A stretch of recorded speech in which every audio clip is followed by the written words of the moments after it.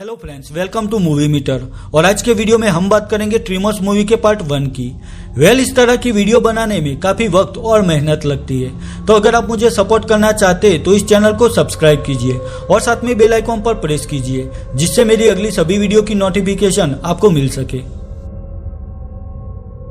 तो चलिए अब ट्रिमर्स मूवी के पार्ट 1 की स्टोरी पर फोकस करते हैं। मूवी की स्टार्टिंग में वैलेंटाइन और एडम को दिखाया गया है। वो दोनों सियरा नेवाडा माउंटेन के करीब परफेक्शन वैली नाम के एक छोटे शहर में रिपेयरमैन और हेल्पर का काम करते थे। दोनों अपने काम से पक चुके थे और यहाँ से निकलकर कुछ नया करना चाहते थे। वो दोनों परफेक्शन वैली की ओर जा रहे थे, तभी उन्हें रास्ते में एक लड़की मिलती है जिसका नाम रोंडा था। रोंडा यहाँ अपनी जियोलॉजी सेमेस्टर के लिए आई थी और सिस्मोग्राफ से यहाँ की रीडिंग चेक कर रही थी। रोंडा उन्हें पूछती है कि क्या यहाँ पर ड्रिलिंग या ब्लास्टिंग का काम चल रहा है, तो वैलेंटाइन कहता है कि यहाँ पर कोई ऐसा काम नहीं चल रहा। पर रोंडा उन्हें कहती है कि हाल ही में उसे यहाँ जमीन के अंदर स्ट्रॉन्ग वाइब्रेशन की रीडिंग मिली है। पर एडम और वैलेंटाइन को इसके बारे में कोई आइडिया नहीं था, तो वो दोनों वहां से चले जाते। अब रोंडा फिर से अपने सभी इक्विपमेंट यूज करके सिस्मोग्राफ से रीडिंग चेक करने लगती है। तभी हमें दिखाया गया है कि कोई चीज जमीन के अंदर से धीरे धीरे रोंडा की ओर आगे बढ़ रही थी, पर वो चीज रोंडा तक पहुंच सकी उससे पहले रोंडा वहां से चली जाती है। वही दूसरी ओर रास्ते में एडम और वैलेंटाइन डिसाइड करते हैं कि अब वो परफेक्शन वैली जाकर रिपेयरमैन का काम नहीं करेंगे।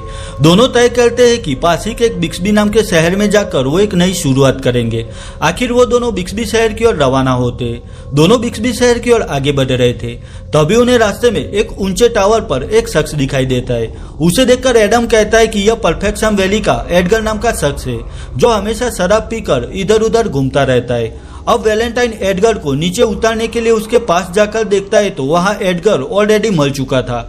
वो दोनों एडगर की डेड बॉडी लेकर डॉक्टर जिम के पास आते हैं। जिम उन्हें कहते हैं कि एडगर की मौत डिहाइड्रेशन की वजह से हुई है।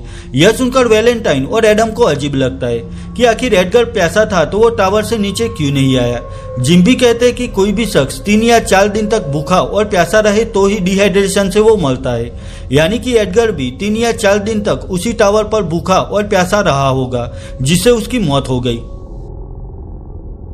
वही नेक्स्ट सीन में फ्रेड नाम के शेफर्ड को दिखाया गया है, जो अपने खेत में काम कर रहा था। वहां पर फ्रेड की कुछ भेड़ें भी थी जो एक वाड़े में बंद थी।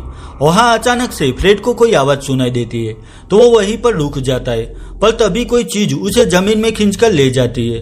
वही दूसरी ओर एडम और वैलेंटाइन बिक्सबी शहर की ओर जा रहे थे। दोनों यही बात कर रहे थे कि आखिर एडगर की ऐसी क्या मजबूरी रही होगी कि वो उसी टावर पर डिहाइड्रेशन से मर गया। वैलेंटाइन कहता है कि जरूर वो किसी से डर कर वहीं पर बैठा रहा होगा। अब यहाँ एडम को कुछ दिखाई देता है, जिससे वो गाड़ी रोक देता है। दोनों को वहाँ फ्रेड की भेड़ दिखाई देती है, जिससे किसी ने मार डाला था। वही किसी ने उनके टुकड़े कर दिए थे। वहां पर फ्रेड भी कहीं पर नहीं दिखाई दे रहा था। अब वहाँ वैलेंटाइन की नजर फ्रेड की हेड पर जाती है।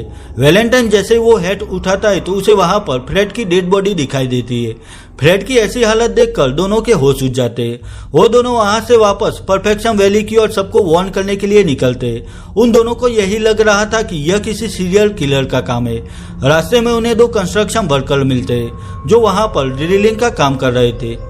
एडम उन्हें कहता है कि तुम दोनों सावधान रहना, क्योंकि शायद यहाँ पर कोई कातिल घूम रहा है। यह सुनकर दोनों वर्कर को यही लगता है कि एडम मजाक कर रहा है, तो एडम और वैलेंटाइन के जाने के बाद एक वर्कर ड्रिलिंग का काम फिर से स्टार्ट करता है।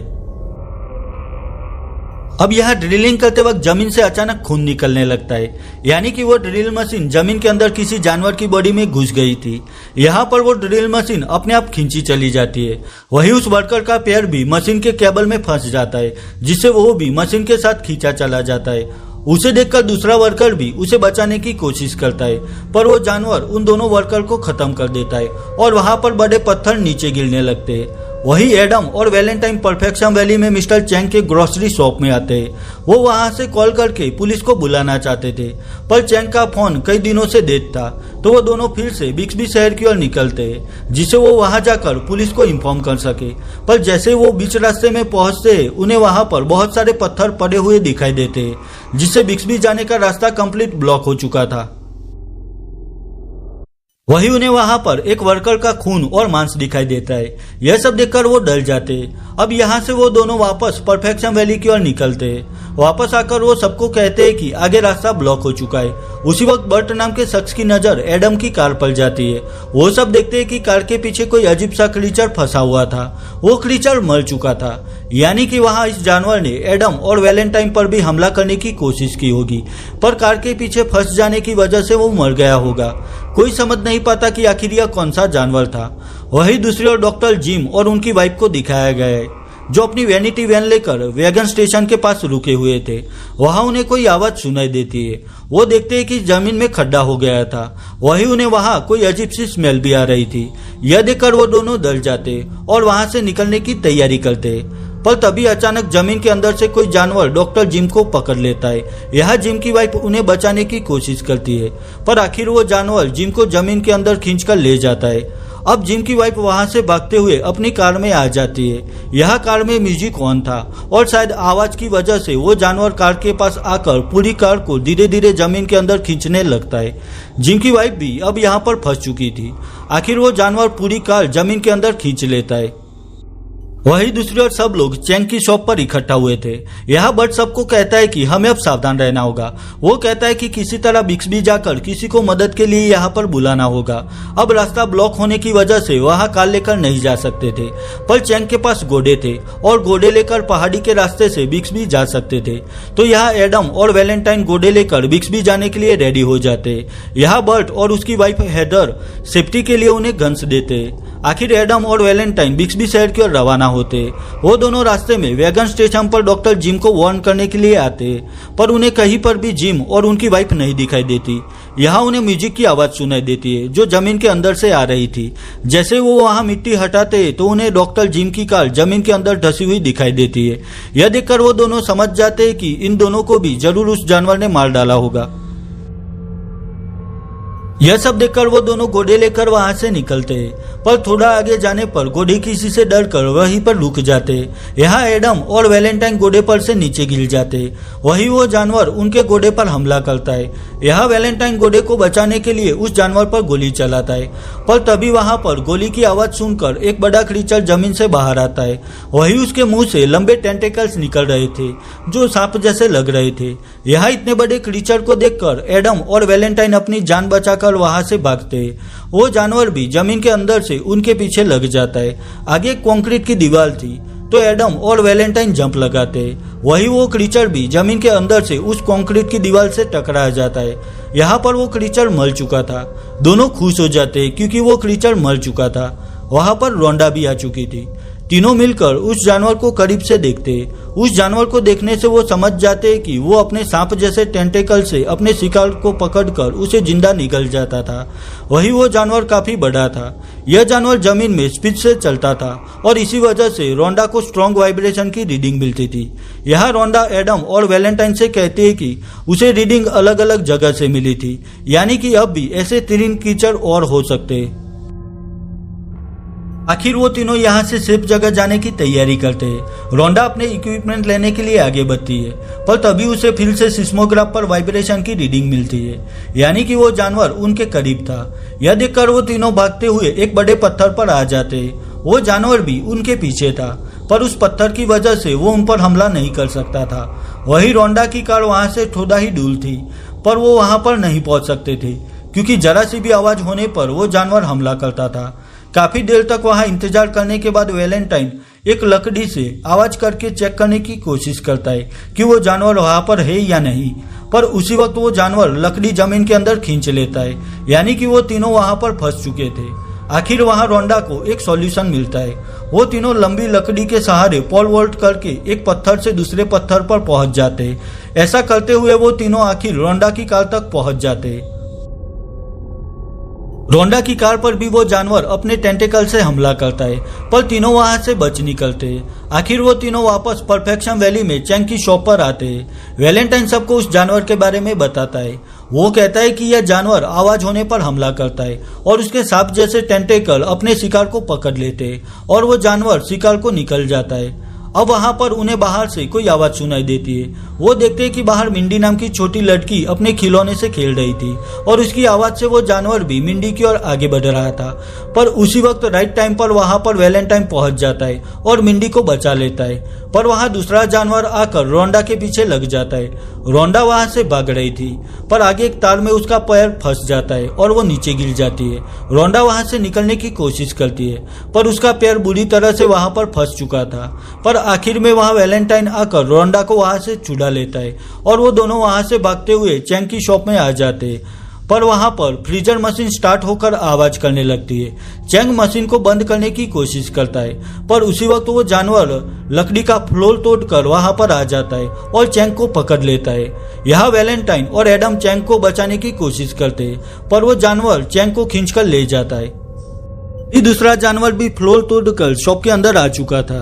सब लोग शॉप की छत पर चले गए थे पर रोंडा टेंटेकल से बचते हुए शॉप की खिड़की से बाहर गिरती है। वो बाहर एक ओवरहेड टंकी पर आ जाती है। वही बाहर मिंडी का भाई मेलविन भी था। वो भी स्टोर रूम की छत पर आ जाता है। वैलेंटाइन मिंडी की मॉम नैन्सी को भी मिंडी के साथ घर की छत पर चले जाने के लिए कहता है। अभी के लिए वो सब सेफ थे। वही दूसरी ओर बर्ट और हेदर को दिखाया गया है जो वही पास में अपने घर के बेसमेंट में थे। वहां उनके पास बहुत सारे हथियार थे। बर्ट रेडियो फ्रीक्वेंसी से चैंग की शॉप पर वैलेंटाइन से कांटेक्ट करता है। वैलेंटाइन उसे कहता है कि अभी अपनी छत पर चले जाओ, नीचे खतरा है, क्योंकि जरा सी भी आवाज हुई तो वो जानवर जमीन के रास्ते वहां पर आ जाएगा। अब बर्ट के बेसमेंट में भी म्यूजिक बज रहा था और वो म्यूजिक बंद करके छत पर जा सके उससे पहले वो जानवर उसके बेसमेंट में आ जाता है। यहाँ बर्ट और हेदर अपनी गन से उस जानवर पर गोलियां चलाते हैं जिससे वो घायल हो जाता है। गोलियां खत्म हो जाने की वजह से वो दोनों दूसरी गन लेने की तैयारी करते हैं पर तभी उस जानवर का सांप जैसा टेंटेकल बर्ट को पकड़कर उसे खींचने लगता है। उस वक्त हेदर शॉटगन से उस टेंटेकल पर गोलियां चलाकर बर्ट को उससे बचा लेती है। यहाँ वो दोनों मिलकर बहुत सारी गोलियां उस जानवर पर चलाते हैं पर अब भी वो जानवर नहीं मरा था। आखिर में बर्ट अपनी एक पावरफुल गन से बैक टू बैक गोलियां चलाकर उस जानवर को खत्म कर देता है। बर्ट रेडियो से कांटेक्ट करके वैलेंटाइन से कहता है कि हमने इस जानवर को खत्म कर दिया। यह सुनकर सब लोग खुश हो जाते हैं। वैलेंटाइन बर्ट से कहता है कि अब भी 2 ऐसे जानवर बाकी है। अब बर्ट और हेदर भी छत पर हथियार लेकर आ जाते हैं। वही दूसरी ओर वो जानवर चैंग की शॉप की नींव तोड़ने लगता है, यानी कि उसे पता था कि यह छत पर उसका शिकार है। पर आखिर में वो जानवर वहां से अपनी वैन पर बैठे हुए डेव के पास आता है और उसकी वैन पर हमला करके उसे पलट देता है। अब यहाँ पर डेव नीचे गिर जाता है। वो भागते हुए एक टायर पर आकर बैठ जाता है पर वो जानवर उस पर हमला करता है और डेव को खींचकर जमीन में ले जाता है। यह सब देखकर वैलेंटाइन रेडियो से हेडर को कहता है कि यह जानवर चालाक है और यहाँ पर सभी घर और शॉप की नींव कमजोर है जिसे यह जानवर बड़ी आसानी से तोड़ देगा, यानी कि कुछ ही घंटों में यहाँ पर कोई जिंदा नहीं बचेगा। यहाँ पर वैलेंटाइन और एडम एक प्लान बनाते हैं। उनके साथ छत पर मिगेल नाम का भी शख्स था। एडम कहता है कि हम यहाँ से बुलडोजर लेकर निकलेंगे और उनके पीछे एक ट्रॉली बांधेंगे और सबको लेकर यहाँ से निकल जाएंगे। अब वो बुलडोजर उनके नजदीक था पर फिर भी वो वहां तक पैदल नहीं जा सकते थे। तो यहाँ मिगेल उन्हें कहता है कि नीचे चैंग का ट्रैक्टर पड़ा हुआ है, हम उसे स्टार्ट करके उस जानवर का ध्यान बटाएंगे। आखिर मिगेल नीचे आकर वो ट्रैक्टर स्टार्ट करता है और उसे गियर में डालकर वहां से जाने देता है। अब यहाँ ट्रैक्टर की आवाज सुनकर वो जानवर उनके पीछे लग जाता है। अब यहाँ पर रास्ता साफ था तो वैलेंटाइन वहां से नीचे आकर उस बुलडोजर की ओर भाग रहा था पर चैंग का ट्रैक्टर भी आगे पलट जाता है जिससे वो जानवर रुक जाता है। अब वैलेंटाइन के भागने की आवाज से वो जानवर सीधा उसकी ओर आगे बढ़ रहा था। वो जानवर जमीन के अंदर तेजी से भाग सकता था। आखिर वो वैलेंटाइन तक पहुंच जाता है। यह देखकर वैलेंटाइन वहीं पर रुक जाता है। अपने फ्रेंड को मुसीबत में देखकर सब लोग उस जानवर को डिस्ट्रैक्ट करने के लिए चिल्लाने लगते पर वो जानवर अब भी वैलेंटाइन के करीब था। आखिर यहाँ रोंडा उस ओवरहेड टंकी की पाइप तोड़ देती है जिससे टंकी का पानी नीचे गिरने लगता है। पानी की आवाज को सुनकर वो जानवर वहां से चला जाता है। वही दूसरी ओर वैलेंटाइन भी उस बुलडोजर के पास आ गया था। वो ट्रॉली को बुलडोजर से अटैच करता है और बुलडोजर स्टार्ट करता है। बुलडोजर लेकर वैलेंटाइन पहले रोंडा को बचा लेता है। आवाज सुनकर वो जानवर भी उन पर हमला करने की कोशिश करता है पर बुलडोजर की वजह से वो कुछ नहीं कर पाता। आखिर वहां पर सब लोग ट्रॉली पर आ जाते हैं। अब वैलेंटाइन बुलडोजर लेकर बर्ट और हेदर के पास आता है। उन दोनों ने भी इस खतरनाक जानवर को खत्म करने के लिए सारी तैयारी कर ली थी। अपने साथ सभी जरूरी हथियार लेकर वो लोग भी ट्रॉली पर आ जाते हैं। अब वो सब बुलडोजर से बिक्सबी शहर की ओर आगे बढ़ रहे थे, पर तभी रास्ते में अचानक वो बुलडोजर जमीन में धंस जाता है, क्योंकि यहाँ जमीन में हर जगह उस जानवर की वजह से ढलान हो चुकी थी। अब वो सब यहाँ से आगे नहीं जा सकते थे। अब यहाँ ठीक उनके सामने कुछ पत्थर थे। अगर किसी तरह से वो सब वहां पर पहुंच गए तो वो इस जानवर के हमले से बच सकते थे। यहाँ रोंडा बच से कहते हैं कि आपके पास बम है, अगर हम बम किसी और जगह फोड़ेंगे तो वो जानवर डिस्ट्रैक्ट होकर वहां पर चला जाएगा और तब तक हम उस पत्थर तक पहुंच जाएंगे। यहाँ बट बम फेंक कर उस जानवर को डिस्ट्रैक्ट करने की कोशिश करता है। आखिर उनका प्लान कामयाब होता है और वो सब ट्रॉली से निकलकर पहाड़ी के मजबूत पत्थर पर आ जाते हैं। वही उस जानवर को भी पता चल गया था कि सब लोग यहाँ बड़े पत्थर पर है, तो वो भी पत्थर के आसपास एक घेरा बनाकर इंतजार कर रहा था, यानी कि वो जानवर इतनी आसानी से किसी को छोड़ने वाला नहीं था। अब यहाँ पर बर्ट के पास कुछ बम पड़े हुए थे। यह देखकर एलन सबको कहता है कि अगर हम सब किसी तरह से उस जानवर को करीब ला सके तो इस बम से उस जानवर को मारा जा सकता है। आखिर वो सब पत्थर फेंक कर उस जानवर को अपने करीब ला देते और उसी वक्त एलन वो बम जलाकर जानवर के करीब फेंकता है। यहाँ आवाज की वजह से वो जानवर बम निकल जाता है और यहाँ पर बड़ा धमाका होता है जिससे वो जानवर मारा जाता है। यहाँ उस जानवर के चिथड़े उड़ गए थे। सब लोग खुश हो जाते हैं क्योंकि अब सिर्फ एक ही जानवर बचा था। यहाँ उस जानवर को खत्म करने के लिए इस बार वैलेंटाइन बम जलाकर उसकी ओर फेंकता है, पर वो जानवर इस बार वो बम निकलने की जगह उसे उछालता है और वो जलता हुआ बम सीधा बाकी बम पर आकर गिरता है, जिससे वहां पर जबरदस्त धमाका होता है। धमाके से बचने के लिए एडम, रोंडा और वैलेंटाइन उस पत्थर से नीचे चले जाते हैं। अब वो तीनों वहां से वापस उस पत्थर की ओर लौट रहे थे, पर तभी वहां उनके सामने वो जानवर आ जाता है। उसे देखकर वो लोग वहीं पर रुक जाते हैं। वही दूसरे और बाकी सब लोग वहां पर शोर मचाने लगते हैं, जिससे वो जानवर वापस जमीन के अंदर चला जाता है। अब एलन, वैलेंटाइन और रोंडा वहां से भागते हैं, पर वो जानवर फिर से उनके पीछे लग जाता है। अब यहाँ पर वो तीनों जानते थे कि वो लोग उस पत्थर तक नहीं पहुंच पाएंगे, तो यहाँ वैलेंटाइन, रोंडा और एलन को कहता है कि मेरे साथ दौड़ते हुए पहाड़ की एज तक पहुंच जाओ। तीनों भागते हुए ऊंचे पहाड़ की एज तक आ जाते। वो जानवर भी उनके पीछे तेजी से आ रहा था। आखिर में वो तीनों वहां से हट जाते और वो जानवर जमीन के अंदर से सीधा पहाड़ की एज से नीचे पड़े हुए मजबूत पत्थर पर गिरता है, जिससे वहां पर उसके चिथड़े उठ जाते और वो जानवर भी वहां पर मारा जाता है। आखिर एलन और वैलेंटाइन ने मिलकर उस आखिरी जानवर को भी मार डाला था। आखिर सब लोग सेफ थे। रोंडा भी एलन और वैलेंटाइन के पास आती है। वो उन्हें शुक्रिया कहती है और वहां से चली जाती है। उसे जाते हुए देखकर वैलेंटाइन उसके पास आता है और उसे अपने दिल की बात बता देता है कि वो उससे प्यार करता है, और यह रोंडा भी वैलेंटाइन का प्रपोजल एक्सेप्ट करती है और इस हैप्पी एंडिंग के साथ ट्रिमर्स मूवी का पार्ट 1 खत्म हो जाता है। ईयर 1990 में रिलीज हुई ट्रिमर्स मूवी के पार्ट 1 को IMDb पर 7.1 आउट ऑफ 10 स्कोर मिला है। वही रोटन टोमेटो पर इसे 86% एंड ऑडियंस स्कोर 75% मिला है, जो कि काफी अच्छा स्कोर है। अगर यह वीडियो आपको अच्छी लगी है तो इसे लाइक और शेयर कीजिए, और मेरे लिए कोई भी सजेशन है तो मुझे कमेंट सेक्शन में कमेंट करके बताइए। तो मिलता हूँ ट्रिमर्स मूवी के पार्ट 2 की एक्सप्लेनेशन वीडियो के साथ। तब तक के लिए बाय बाय।